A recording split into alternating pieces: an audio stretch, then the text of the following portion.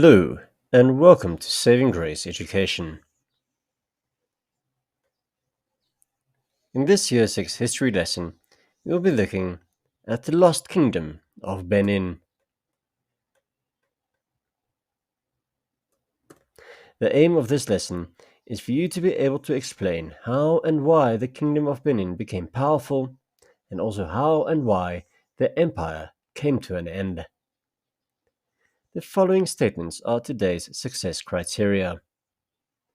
I can identify, generate, and order by significance the reasons why the Kingdom of Benin became a powerful empire. I can answer comprehension questions about Europeans in Benin and the Benin Punitive expedition. I can record my key learning about the Kingdom of Benin. Booming Benin. The Kingdom of Benin has its roots as far back as 2,000 years ago, when the first Ogiso kings ruled the Edo people. From around AD 900, the kingdom started to develop and boundaries were established around the region. Over time, Benin developed into a thriving civilization, and the kingdom was at its height from around AD 1300 to 1700. This era is known as the Golden Age. Why do you think Benin grew into such a successful kingdom?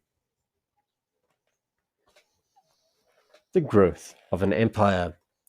For this activity, read through the statements below with your partner. Can you order them from the most to least important in terms of why Benin grew into such a successful kingdom? And can you add any more reasons or details of your own? The statements are as follows. Benin had skilled craftsmen and women. The kingdom traded goods with other countries. There were no schools and people did not read or write. Farming of the land produced a multitude of healthy and delicious crops. From around 1180, the Edo people were ruled by the kings called Obas. The Benin kingdom had a large, powerful army. A large mound of earth was built around the kingdom. The history of the kingdom was passed down through storytellers. Smaller tribes joined together to form a bigger group of people. Here are the answers. You are looking for the most to least important factors in terms of why Benin grew into such a successful kingdom. Some of the most important factors include the following facts. The Benin kingdom had a large and powerful army. Smaller tribes joined together to form a bigger group of people. The kingdom traded goods with other countries. Farming of the land produced a multitude of healthy and delicious crops. From AD 1180, the Edo people were ruled by kings called Obas, and a large mound of earth was built around the kingdom.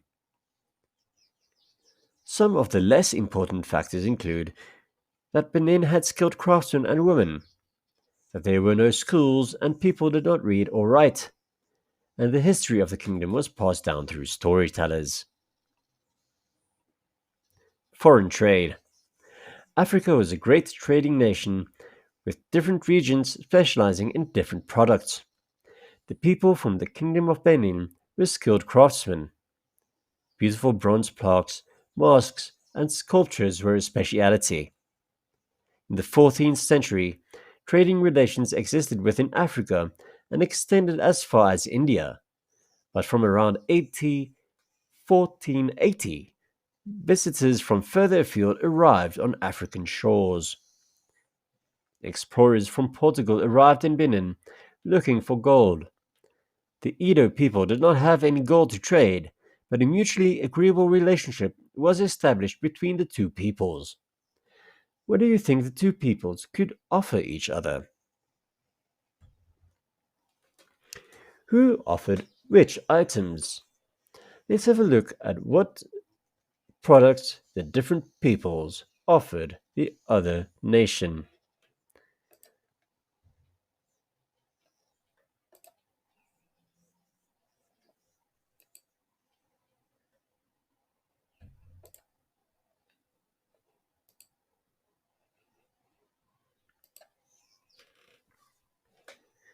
You'll see that the Portuguese offered the Benin people metal, firearms, and tools, while the people of Edo supplied pepper, ivory, and textiles. Many products were traded between the people of the Benin Kingdom and the Portuguese, and later the British. As well as trading products, people were also enslaved. This means they were bought and sold and treated like property. Enslavement had happened all over the world for centuries, but during this period in history, African people were bought and sold in their millions as if they were possessions. Many were transported to the Americas by Europeans in awful conditions. The Portuguese were the first Europeans to arrive in Benin since they were one of the closest European countries to Africa. They spoke favorably of Benin and established good relationships, which would last for many years with the people and their obas. By the end of the 16th century, however, the Dutch had taken over many Portuguese ports, and the British were also exercising greater presence and control in Africa because they realized that the trade in enslaved people was a way to make them wealthy. In a short number of years, the British became the dominant power, establishing itself as one of the main countries involved in the inhuman buying, selling, and transporting of human beings. Britain would be responsible for bringing the Kingdom of Benin to an end. The Benin Punitive Expedition. In 1897, the British launched the Benin Punitive Expedition, which destroyed the Benin Empire.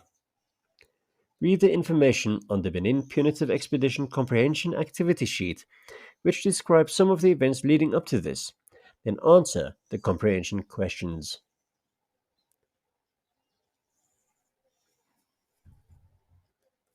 The best of Benin. Look back at the sticky notes from Lesson 1 when we discussed what we thought about Africa and the Kingdom of Benin. Have your ideas changed since then? What have you learnt? And is there anything you would still like to know?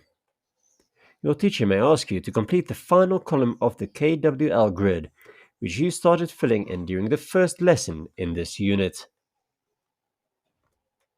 The aim of this lesson was for you to be able to explain how and why the Kingdom of Benin became powerful, and also how and why the empire came to an end.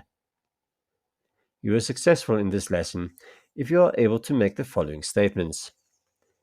I can identify, generate, and order by significance the reasons why the Kingdom of Benin became a powerful empire. I can answer comprehension questions about Europeans in Benin and the Benin Punitive Expedition. And I can record my key learning about the Kingdom of Benin. Thank you. I hope you enjoyed this lesson.